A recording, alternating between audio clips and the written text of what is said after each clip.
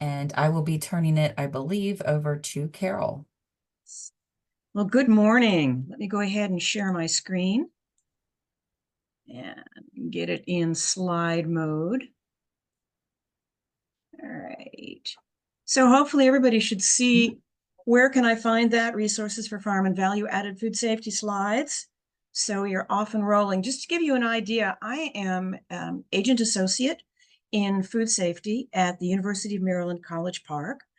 I cover the entire state. Food safety is all I do, 100%. And actually, I'm going to qualify that by saying produce safety, be specific.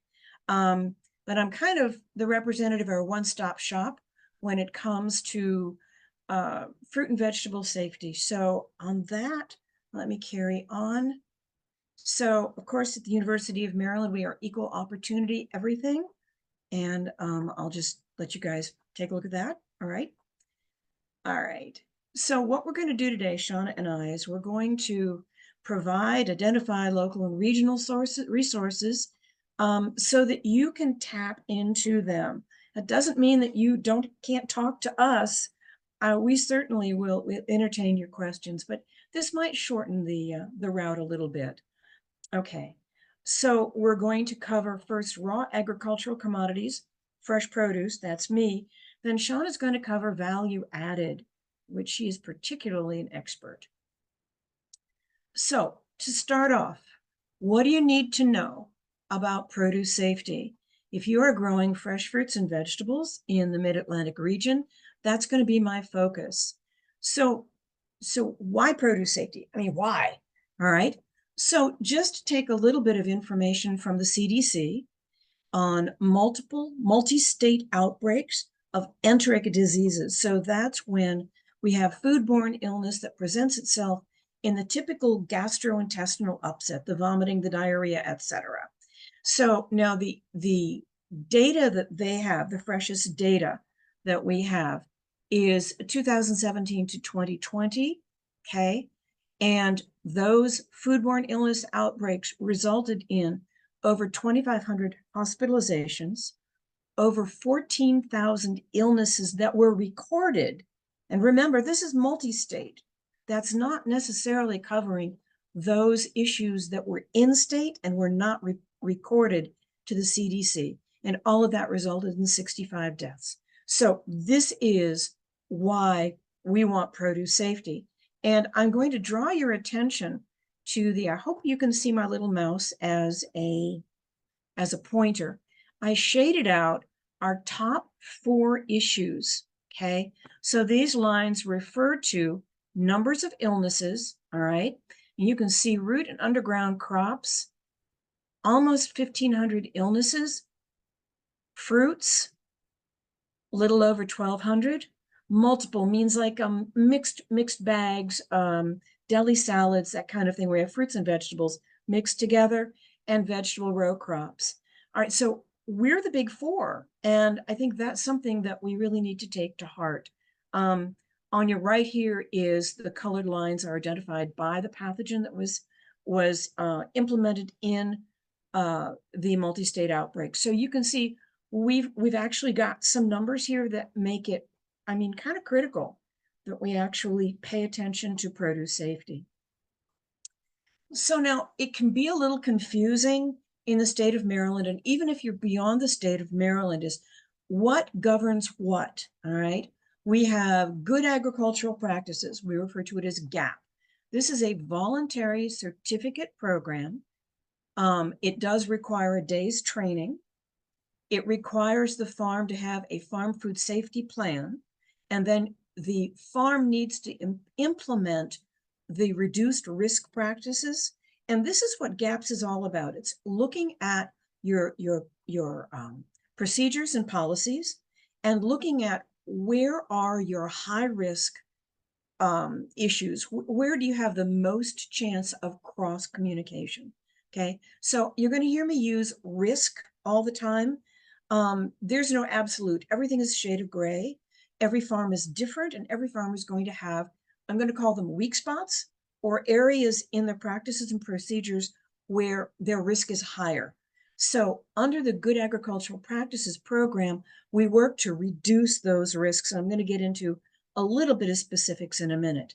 So with the Good Agricultural Practices, you have someone on your farm trained, you write a farm food safety plan, you implement those reduced risk practices, and in Maryland, you invite MDA to come out and perform an audit. If you're not in Maryland, you would fall under USDA GAP, and then you would contact USDA to do your audit. Okay, what is this going to do for you? Well, it's going to make your food safer. I like that, but it will be it'll be an entrance to an expanded market. So a lot of wholesale buyers, restaurants, hospitals, and schools may require GAP certification. I'm going to circle back around and say this is a voluntary program. All right, nobody's holding your feet to the fire. It does have an annual renewal on it. So a lot of my farm folks get confused between GAPs and produce safety rule. Produce safety rule is a federal law. It requires a separate training. Sorry, guys, 2 training classes, I know. But like with GAPs, implementation of reduced risk practices. And now when you have all of that in place, now MDA employees will come out and do an inspection. So this is on a 2 to 3 year cycle. And whether or not you fall under the produce safety rule is determined by your annual sales of produce. Now, one interesting thing here, if you take a produce safety rule training here in Maryland, that training certificate is going to be valid in all states. And also your Good Agricultural Practices training certificate specifically goes with the person who took the course. So if you've got employees that you want to send through GAP training, this goes on their resume. Not only does it help them buy into the practices that you want to see on your farm, but it's really, really good job incentive. Buy-in is really, really important. So I hope that helps separate those two. Right now, a farm food safety plan is not required under the produce safety rule. I suspect that is going to change in the next couple of years. So let's look at good agricultural practices training. And I like to urge my farm folks to start with GAP practices because GAP is the basis for produce safety rule. The difference between the two basically is produce safety rule has the federal law influence onto good agricultural practices. So starting with GAP is a good idea. It's your basic information. So let me ask you some questions. Do you employ workers? That includes your Aunt Margaret and any volunteers. So workers are workers. Do you use water? Well, yeah, most of the time we do irrigation or some other form of water use. Do you apply manure or compost to your crops? There's some specifics we need to talk about. Do you see animals in your fields?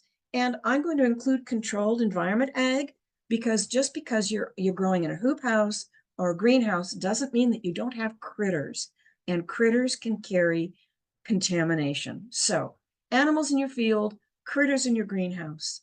What about, do you wash your produce before selling?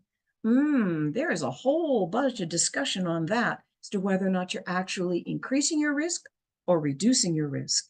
And then, of course, do you use tools, bins, baskets? Do you have a sorting table? All right. So all of these particular aspects of your production have a risk associated with them. So what we're going to do is, with the GAPS practices, we're going to learn to minimize those risks that are involved in these. These are just some of the examples, and you're going to learn to control cross-contamination. So let's answer those questions. If you have workers, you're going to learn about worker training under the Good Agricultural Practices training. You're going to learn how to maximize your communication and what things you need to be talking to about with your workers. Water, I know you use it. So where does water testing come in? How do you do it? Where do you go? What does it mean? What do you need to test for? I don't want you spending more money than you have to. And then just because you pull it out of the faucet and it has that sanitizer that the municipality puts in there, you need to make sure that your distribution system is safe and not bringing any contamination. Now, when it comes to composts and manures, you're going to learn about the risks involved, and you're going to learn about safe application and storage, how to maximize that finished compost and make sure it stays that way. You're also going to learn how to manage and avoid contamination with the critters, whether it's white-tailed deer in the field, or God help us, feral pigs, or cockroaches and mice in your aquaponics operation. Oh yeah, maybe you didn't think about that one. All right. And then what about the risks associated with washing produce? I have to say right now, there is no law, there is no rule that requires you to wash your produce before it goes to market. And washing produce, unless it's done under very, very strict protocols, actually becomes a high risk. So you think you're doing good, and whoops, you may not. And then, of course, cleaning and sanitizing food contact surfaces. There's a right way to do it, and there's a not so right way to do it. So that's one of the things that you would learn with GAPS training. So just to reiterate, GAPS training, you learn how to assess the risks associated with your practice.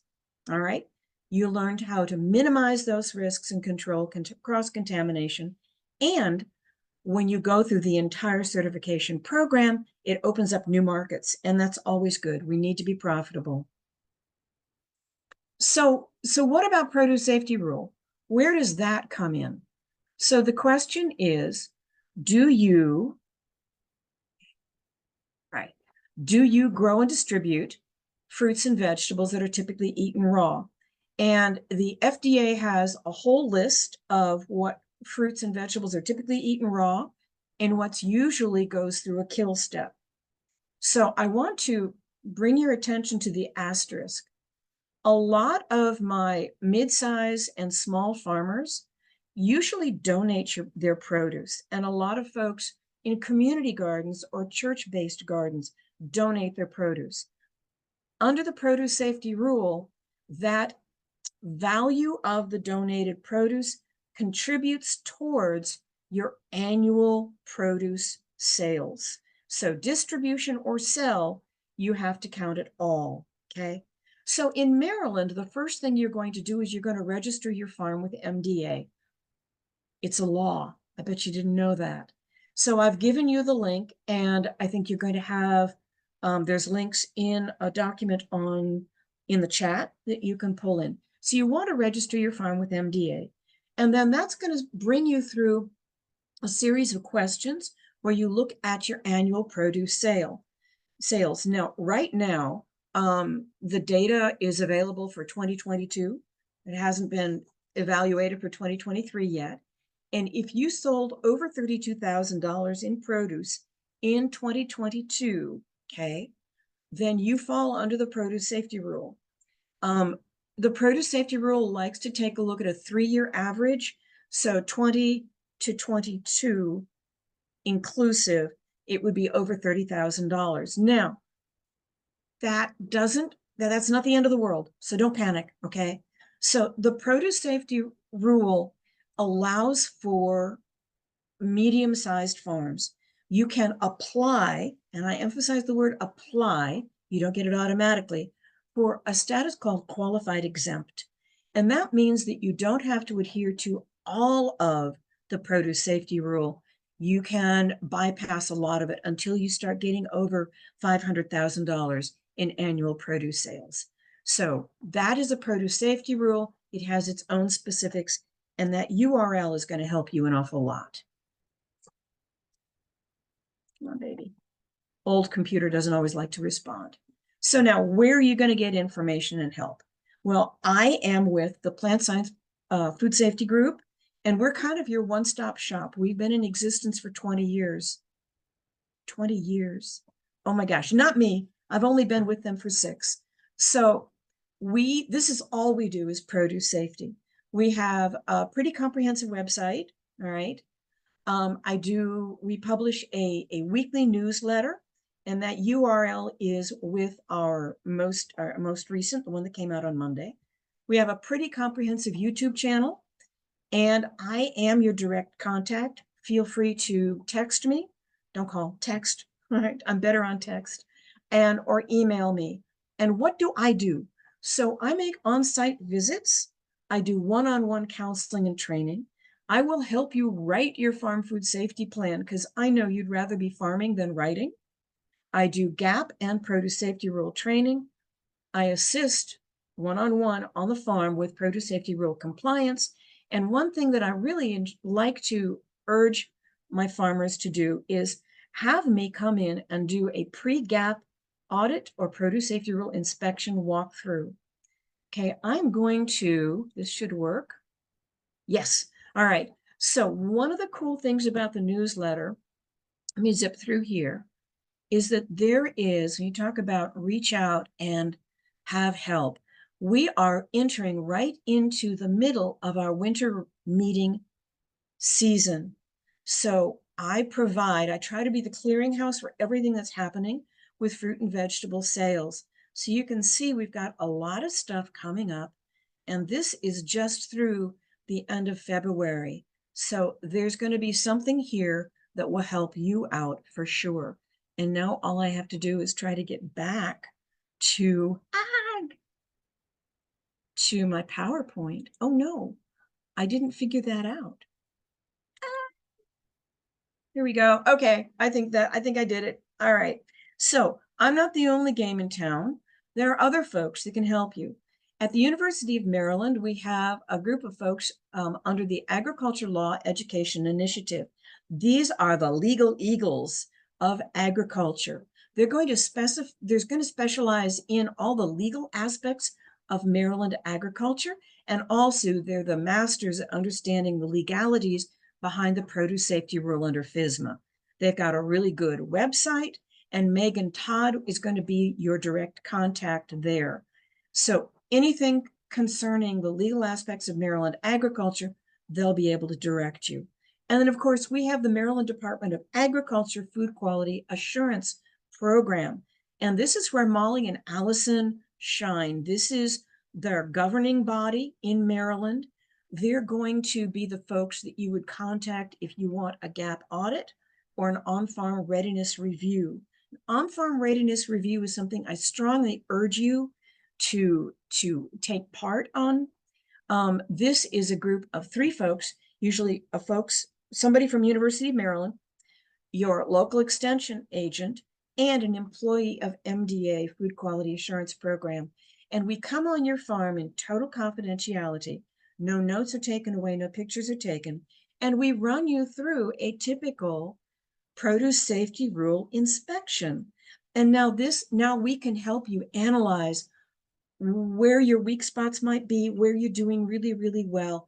And this will give you such a feeling of confidence going into a produce safety rule inspection. You'll feel much, much better about it. And then, of course, we've got both Neeth, who is a senior extension agent and specialist in urban agriculture in Baltimore. Neeth is fabulous when it comes to urban ag. She has taken up the banner for aquaponics, and she also facilitates with mushroom growers and along with other food specialties. So contact Neeth if you're in Baltimore, if you're working with those specialties. And then Shauna Henley, who is about to take over for value-added products, senior agent and affiliate agent with the Department of Nutrition and Food Science. Shauna is going to be the person for preventative controls and value-added, among other food safety specialties. So with that, I am going to turn it over to Shauna. Great. Thanks, Carol. So what I'm going to do is kind of slow roll us into the value added space. And first, let's see. I am sure. Yep. Let me get a few things queued up. We're just going to briefly give you some bonus produce safety information. So one of the things that a few of us have been working on, both from University of Maryland Eastern Shore, as well as the TAG, which is a consulting group, is we've received a USDA grant. And so we're working on creating educational and outreach tools for growers to use to help reinforce some of their worker training. So we've been working with New Mexico State University And we've been working on a 30-second introduction of explaining what is considered a food safety hazard, which could be biological, like bacteria and viruses, for example, a physical hazard, maybe it's glass or wood or stones, and then the chemical hazards. So that could be something that's considered a food allergen. It could be something like grease or oil, things of that nature. So we also have some extra lessons. One of them is going to be a visual SOP. We'll also be doing some note cards, this or that kind of situations. And again, we'll eventually be sharing this information, but if you have questions or interested in trying out the toolkit, we just wanted to use this space to share this as a future resource. So added value, again, we're going to help give you some resources for when you're looking at that piece. So for value-added food products, I really liked Oregon State University's definition. I think this is what we think of when we're thinking about value-added. Food products that are raw or pre-processed commodities whose value has been increased through the addition of ingredients or processes that make them more attractive to the buyer and or more readily usable by the consumer. So for example, maybe you have strawberries that you've grown and now you're turning that strawberry into strawberry jam or strawberry jelly because you can maybe get more money for that processed strawberry to be jam or jelly than just a quart of fresh strawberries. When we're thinking about processing food in Maryland, there's kind of this gradient. You have cottage foods, then you have your on-farm home processing license, and then your processing license. And here I like to tell folks for cottage foods, it's something that you can make out of your own home kitchen without it going through a health inspection by your local or state health department. And then you can see that one of the key pieces is that there's a certain limit of sales. And another important piece is that it's for non-potentially hazardous foods. So when you hear the words non-potentially hazardous foods, it's really describing a finished food product that really won't support the growth of bacteria that could cause people to get sick well. So examples of some non-potentially hazardous foods could be that strawberry jam. We know on a scientific basis that the high acidity of the strawberries plus the ingredients and the cooking step should be enough to kill any potential germs or be an environment due to the acidity of the strawberries where bacteria can't grow. Another example could be chocolate chip cookies that are baked. Something for on-farm home processing license, that's something that you can do if you have a farm. You would need to do some paperwork. You would need to have your kitchen space inspected. But the idea is it does give you a little bit more wiggle room to test the market on certain food products. So for in Maryland, maybe you're interested in making tomato sauce. You can't make tomato sauce in Maryland under the Cottage Food Act, but if you have your on-farm home processing license, you could make that tomato sauce and sell it. And then the processing license would be for more, oh, I'll say complicated food. So maybe you're thinking of making, oh, pre-made vacuum sealed salads, things of that nature, for example, or soups. In terms of pet food and regulations, you would actually want to look at Maryland's Department of Agriculture for some guidance in that area. I do want to acknowledge a few other great resources that we have in the state of Maryland. I know for folks that might be joining from outside Maryland, you'll probably have other smaller groups that aren't necessarily related to your land grant university, like University of Maryland Extension, for example, but can also add resources to help your business grow. So here in Maryland, we have Grow and Fortify. And you can see they have some information about regulatory resources. Here in Southern Maryland, they have Somatic, which also has some really helpful information when you're looking to bring value to some of your raw agricultural commodities. And you also have your Chesapeake Agricultural Innovation Center and the 411 Kitchen Hub. So again, these are some other good resources in Maryland. I might be missing some just because I'm not familiar with all of them, so feel free to add additional resources that you found useful in that respect in our chat box. But when you're thinking about value-added foods, the one thing that you really don't want to happen to your business is one, have people get sick, two, have a recall. And here we quickly see a snapshot of some of the top reasons why a food recall may occur. And even though this is just a quarter 4 2017 snapshot, these themes are still relevant now. So cross-contamination, um, pathogens, as well as physical contamination, as well as allergens are a huge concern when you're thinking about starting a food business in that sense.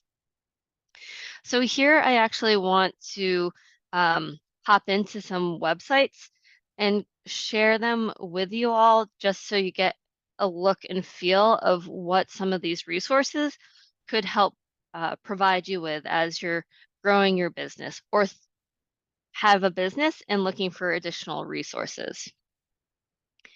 Here we have our Eventbrite page, and this is actually going to be run by our Maryland Food Safety Network. And Carol was talking about produce safety rule training, and here you can actually see some of the upcoming workshops that we'll be hosting and the dates as well. The next website that I wanted to share, and again, the nice part about Eventbrite is you can always follow certain groups. So if you're interested in seeing what else the Maryland Food Safety Network is doing, you might want to subscribe so you get those alerts. So now jumping back to looking at some of the data as it relates to foodborne illness, let me refresh my page. The Centers for Disease Control and Prevention, they actually have something called FoodNet Fast. So if you were really curious about what foodborne illness and outbreaks look like in the United States, maybe overall or a certain region, they do have a usable tool where you can set the sidebar for a certain range, time range. Maybe you're looking for specific information about a certain pathogen. I'll click Listeria because that's a pretty bad one to get. And maybe you're interested in a subgroup. So, for example, when you're looking at different subgroups, it could be something like older adults or younger children that you're interested in. And so you can see by using this tool, it just gives you some ideas of maybe some temporal themes that you see with certain pathogens. It could be certain age groups, things of that nature. So if you're looking at some more data, this would be a great starting point. Another resource that I wanted to share was FDA's CORE 2022 annual report. So CORE is going to be the Coordinated Outreach Response and Evaluation Network. And why something like this, looking at some of the federal publications, is important is you might find pieces of information that can help guide you with justifying some of the decisions making that you and your business operation make. Do we go with selling strawberries or do we make strawberry jam? It could be little things like that. So here, if we scroll down, we see the table of contents. We see some of the noteworthy outbreaks with the Inaki mushrooms, cantaloupe, peanut butter. And I think one of the pieces early on that I thought was interesting was that when they're looking at some of the outbreak data over the course of the year, they did identify that responses with identified products linked to illnesses by associated food category in 2022, we see It's a little over a third related to produce. So again, when Carol's talking about the importance of GAP, and if your farm operation needs to comply federally with FSMA, these programs can hopefully help bring down the number of illnesses that we see at kind of year-end reports. So now going back to value added, we know that every state is going to have a different cottage food law. In Maryland, you can't make tomato products or pickled or fermented products at home, but if you're in a different state like Tennessee or Arkansas, you're probably going to be able to make almost anything out of your home kitchen under the Food Freedom Act.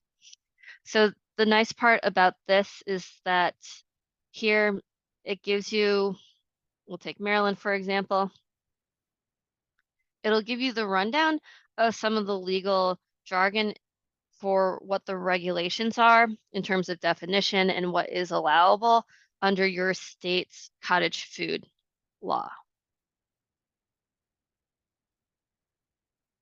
I'm not sure how often they update it on this website, but again, it's a nice starting point if you're trying to figure out what is allowed in terms of food manufacturing in your home state.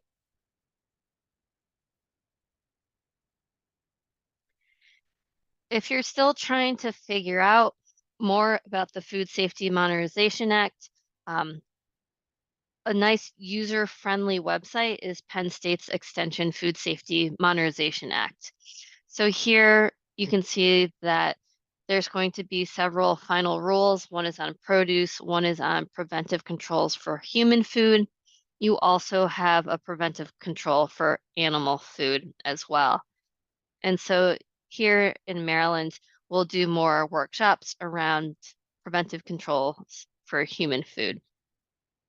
But here you can see that they do have more information and facts about some of these other final rules. So if you are someone curious about foreign supplier verification program or food defense, there's a little bit more user-friendly resources in terms of videos and simplified language that you don't always get with some of the federal publications. And so again, the role of extension is helping to distill some of that technical verbiage into more bite-sized chunks. One of the resources that you can find on extension.umd.edu under publications is a frequently asked questions for value-added producers. And we'll share the link. So the thoughts behind this is helping growers realize, can I make something from my raw produce that falls under cottage foods, or do I need to go to an on-farm home processing license? And so we really focused here on the fact sheet for cottage foods and on-farm home processing. So do you need GAP? Do you need FSMA? We're trying to help answer some of those questions that you might have as you're starting to ramp up your food manufacturing business. We talk a little bit about liability insurance, the role of co-packers, as well as what might need to be registered for FDA, and whether or not e-commerce is allowed and to what extent. If we hop back to our extension website, we do have the Maryland Rural Enterprise Development Center. So here you can find a lot more information about specialty modules as well as other online opportunities. So here, just quickly looking at this program, we do have information about food processing in Maryland. We have a self-paced course that is available called Maryland Food Ventures. Other land-grant universities are going to have a similar kind of program as well that is catered to your state specifically. Another thing that we do offer is entrepreneurial coaching for business success. So here I'm talking about food safety resources, but here within this team, you can have guidance around business planning, marketing, budgeting. So all of those other pieces that you need to make your business become successful. If we go back to the home page and you go under resources, we'll take food and nutrition, food safety, farm to table. So that's loading. We'll go to processing and manufacturing. And this here, the food safety farm to table resources, what we're trying to do with this website is to give folks different categories of resources at the university, at the state and national or federal level when you're thinking about food safety at the farm, food safety in processing or manufacturing, food safety for home consumers. So a lot of what Carol was talking about GAP, for example, maybe you want to read more about what is available at the federal level. So we have a hyperlink for here. If you're looking for information about GAP as it relates in Maryland, we have a hyperlink here. And then we also have our local university resources between UME, what Carol mentioned with plant science, the Ag Law Education Initiative, and the Clearinghouse we'll visit, which is hosted by the University of Vermont. If you're looking at manufacturing, some of the resources that you might be interested in is going to be one of them. University of Maryland Eastern Shore has a really nice guide for how to dry herbs in Maryland. Because if you are interested in drying your own herbs to make spices or tea, that would fall under an on-farm home processing license.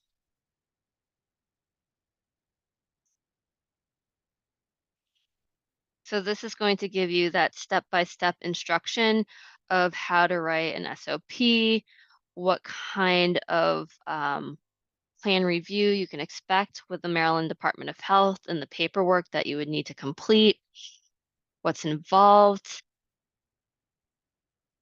facilities, as well as some of the basic requirements that you would want to have in place in terms of your kitchen,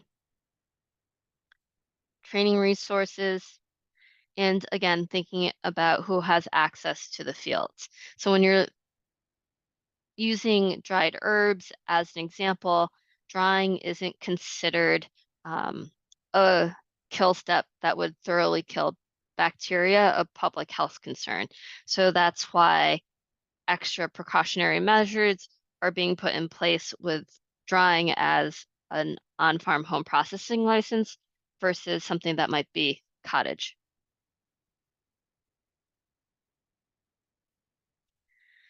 When we go and visit the Ag Law Education Initiative, they've been working really hard for making some decision trees that can help you figure out what route, what resources you need to have in place to achieve your food goal.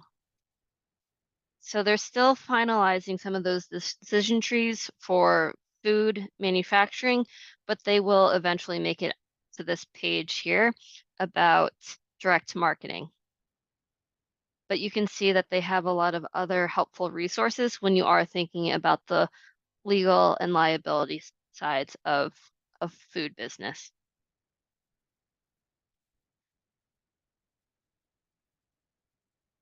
Here you'll have Maryland Department of Health Office of Food Protection, and this is going to be a very helpful webpage that you'll probably want to see more of. So here they mention that cannabis and CBD foods is not something that falls under cottage food straight out. You also see that they have a lot of new and interesting topics, and they do update their websites and their documents fairly frequently.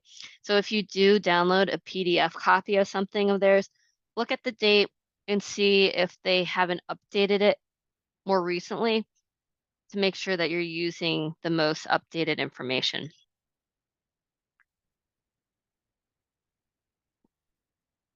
So here we have some of the different topics, and you will see here cottage food, and they do highlight food allergen awareness because that is important when you are making different food products.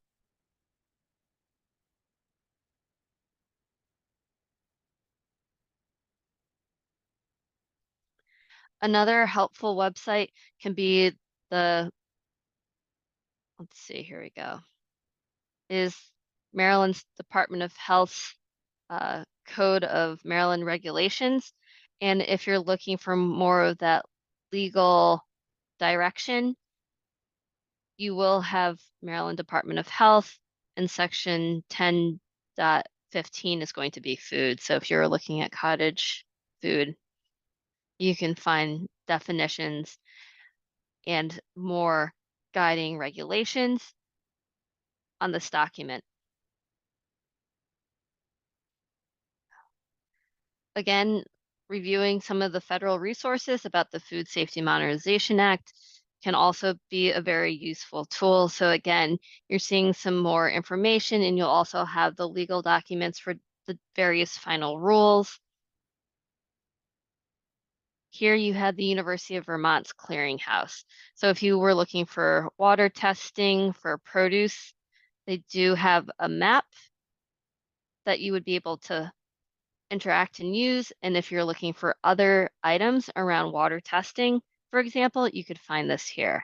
If you're looking for writing, let's type in food safety plan, which could be for GAP produce or even for manufacturing, depending on what level you need a food safety plan.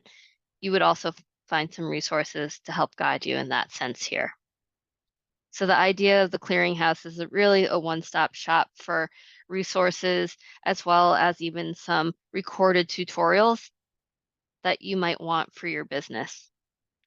I'm going to share the Consumer Brands Association. If you're someone that's looking to go into the on-farm home processing route and need to meet certain certifications to process tomato products, CBA will give you some upcoming events where you can attend some of the workshops that you might need online.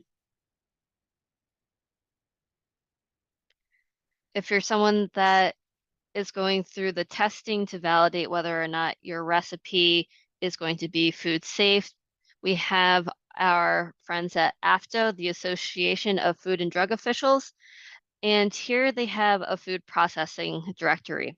Your process authority is going to be the food scientist that can determine whether or not the temperature, the time, the ingredients that you have is going to give you a food safe product in terms of public health. So here, just to give you an idea, they're actually located up in Harrisburg, Pennsylvania, so not too far away from Maryland, but you could look for process authorities by state. You can look here for process authorities by food type, acidified foods, almonds, baked goods, things of that nature. Let's see. If you're just trying to keep up with food safety information, there are some nice podcasts. Risky or Not is hosted by two food safety specialists, and you can even submit some of your questions that you have, and they talk a little bit for 10 or 15 minutes about whether this behavior or this food product is safe or not. If you're looking for a longer version of their podcast, they do have Food Safety Talk, and they have a little blurb and some hyperlinks that maybe you just want to go straight to the resource. If you're looking for other pieces of professional development, the International Association for Food Protection does have professional development groups that are free for you to join without becoming a member. So there are things here on produce, water for professional development, food safety education, food safety culture. If you're curious about some of the resources of how to do more of that cleaning and sanitizing in a value added CGMP, FSMA kind of process, This is a good industry magazine where you can see here that they have podcasts and articles by some of the topics that you would be interested in as a food manufacturer. Lastly, Aligned with Food Safety News. It's a daily blog that you can subscribe to and kind of gives you the wraparound of what's going on with food safety locally, internationally, from all different topics. So I'll stop that, and Carol and I can answer some questions that people have had.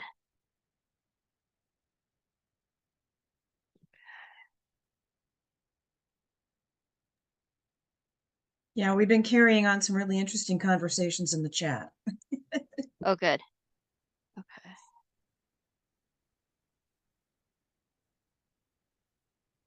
Does anyone have any questions? Any things that you can think about your growing area and you're going, but what about, what about? Please share. So Cheryl had a question. Are there county regulations from public health departments that go beyond the produce safety rule and state regulations that limit what producers may sell? Carol, do you want to answer that one?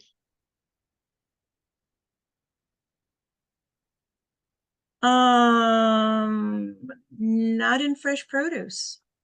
In fresh produce, it's going to be county. I don't know of any county that has jurisdiction over what you can sell in your CSA or at a farm market. So it's pretty much, federal and state regs. Shauna, do you know of anything? I haven't heard, at least in Maryland, but again, when you're looking at the hierarchy of regulations, normally it's the federal level that are setting the minimum guidelines. I like to say that the state level regulations can like tighten the screws a little bit more than what the federal minimums are. And then at the county or city level, that jurisdiction can really tighten the screws a few more ratchets from what the state might ask for. Um, I think the best example I can think of is that, let's say Carol is trying to sell strawberries and I'm a grocery store and she's selling me her strawberries wholesale. I might ask her that she has GAP certification. I might ask her for a third party audit that could be at the level of the produce safety rule training, because I want to make sure that if I'm buying your strawberries better be real clean and safe, and you've done everything under your power to make sure that it's going to be a safe product for my consumers to buy. Because if I have an outbreak and we find out it's your strawberries, you probably can figure how that contract for next year is going to go. So a Let lot of me times buyers will be, let me qualify mm, something in there, Shauna. So good agricultural practices training, as is given by the University of Maryland agents, is on the equivalent of the produce safety rule. So generally your buyer, your wholesale buyer, Safeway, Giant, whatnot, they're going to require GAP training. They can't really, certification, excuse me. They can't really require a produce safety rule. That's not their ballywick. Now, what they may do, Sean, and something I didn't talk about, are the higher levels of GAP certification. And under USDA, we have harmonized GAP and we have harmonized GAP Plus. Plus, there are some other third-party Global GAP, Primus, that are on the equivalent. So produce safety rule is a federal law, and it really doesn't have anything to do with commerce. Believe it or not, it doesn't have anything to do with commerce. What you will find is like Mom's, Wegmans, Whole Foods is going to require the higher level of GAP training and certification. And that's something we also do, is HGAP and HGAP Plus.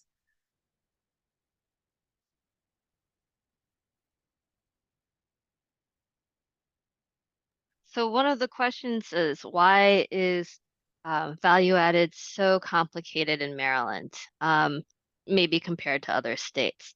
So again, a lot of it's going to be through what policies are being pushed when we're thinking about government. I like to say that we're so close to Washington, D.C., so we see things a little bit more stringent than other parts. But I like, and I highly recommend folks to watch The Poison Squad. It's a documentary that PBS.org put on several years ago, and it really goes back to why we have these regulations in place. Now, I imagine many of you would not be happy if I vacuumed my floor and from whatever I vacuumed up, put it in little cute bottles with an attractive label on it and told you that this was going to be Shauna Henley's secret herb blend, right? You can put it on any protein or vegetable and it's going to taste great. Back in earlier times, people were selling tree bark as nutmeg. They were thinning out milk with other harmful chemicals. And a lot of the regulations that have developed over time is to protect public health because people that were manufacturing food were doing it fraudulently. So a lot of the regulations that are in place is because of the public health aspect. Um, so the decision tree is going to be a great way. I know the Maryland Department of Health also has decision trees on identifying what food product you want to make is going to be something that falls under cottage food or maybe on-farm home processing.